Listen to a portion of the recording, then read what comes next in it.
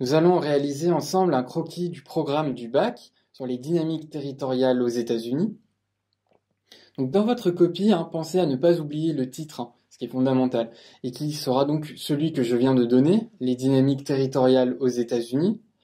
Et tout l'exercice, notamment la légende, devra montrer quelles sont les évolutions territoriales dans ce pays qui est une superpuissance de la mondialisation. Dans un premier temps, il faudra donc décrire et localiser les centres et les périphéries du territoire américain, un territoire qui reste globalement bien maîtrisé. Dans un premier temps, et c'est l'objet du grand A, pour distinguer donc ces régions inégalement dynamiques à l'échelle des États-Unis, nous utiliserons logiquement des figurés de surface et nous jouerons donc sur un dégradé de couleurs. En rouge, nous ferons apparaître le nord-est, ou la Manufacturing Belt, qui reste donc un centre mondial et continental dominant, malgré les reconversions que l'on a signalées dans le cadre de la Rust Belt. En orange, nous ferons figurer le croissant périphérique, tout en rappelant dans la légende que l'attractivité de ce territoire est inégale, qu'elle est plus forte dans des régions comme la Californie, le Texas ou la Floride. Ensuite, en jaune, nous ferons figurer les Grandes Plaines, qui sont une région spécialisée dans l'agriculture intensive et commerciale, qui est un vrai pilier de la puissance américaine dans la mondialisation. En noir, nous ferons figurer une périphérie en difficulté à l'échelle des États-Unis, qui est donc le Vieux Sud, et qui est inégalement revitalisée. Et enfin, nous laisserons en blanc les périphéries les moins intégrées, qui sont des hautes terres faiblement occupées, en l'occurrence les Rocheuses, à l'ouest du pays, et l'Alaska. Enfin, dans un grand B, il vous faudra mentionner l'ensemble des éléments qui permettent de parler d'un territoire qui, aux États-Unis, est bien maîtrisé. Et cette grande maîtrise du territoire est permise par de grandes infrastructures de transport. Ici, grâce à des figurés linéaires, nous pourrons faire apparaître les principaux ponts transcontinentaux, qui sont composés de grandes lignes de chemin de fer transcontinentales, donc qui permettent notamment le transport de marchandises, mais aussi de grandes autoroutes.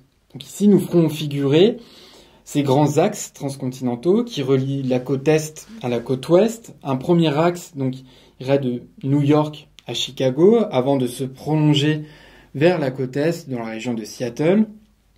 Ensuite, nous pourrons faire figurer un second pont transcontinental qui partirait donc également du nord-est pour traverser le Midwest et se terminer en Californie.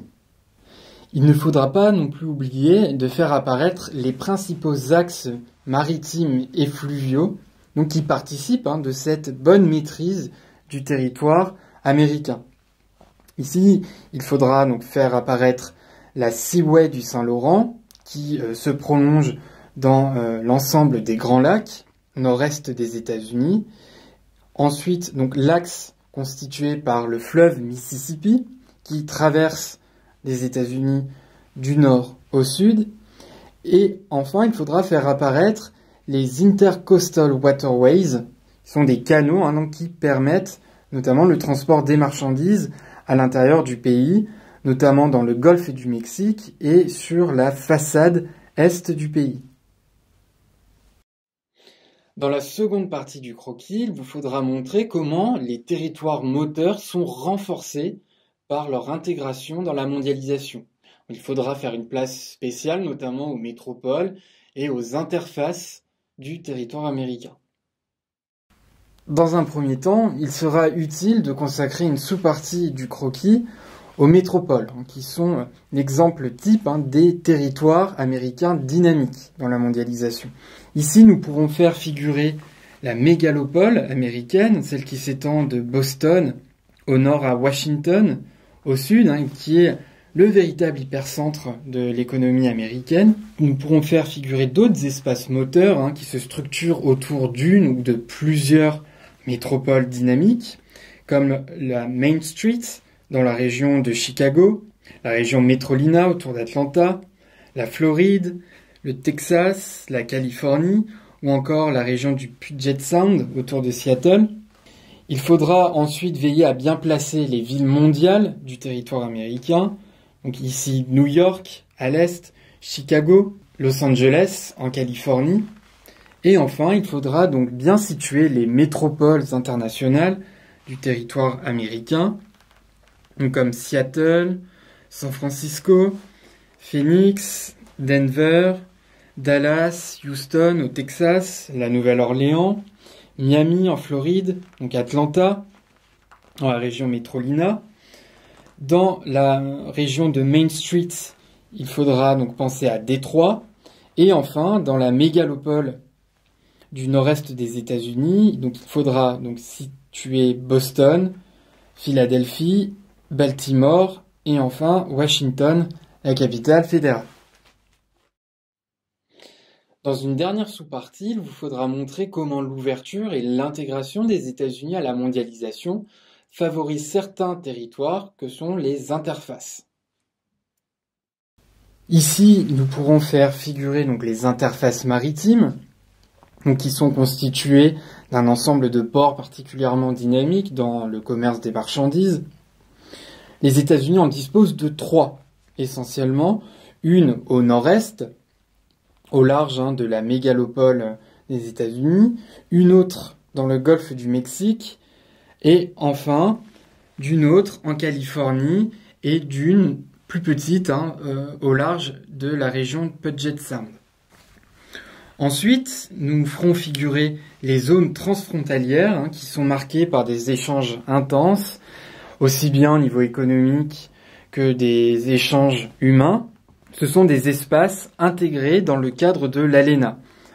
Donc il faut distinguer ici la Main Street, donc dans la région des Grands Lacs, la région du Puget Sound qui se prolonge au-delà de la frontière vers le Canada, et enfin la région transfrontalière entre les États-Unis et le Mexique qu'on appelle Mex-America. Ensuite, nous pourrons faire figurer les principaux hubs aériens, puis les migrations internes qui vont essentiellement du nord-est des États-Unis vers les régions les plus dynamiques du croissant périphérique comme la Floride ou encore la Californie. Et enfin, les flux d'immigration internationale qui se dirigent principalement vers les centres du territoire américain, notamment les grandes métropoles du nord-est ou encore la Californie et d'autres régions transfrontalières comme au Texas. Donc ce croquis est relativement dense, il contient beaucoup d'informations.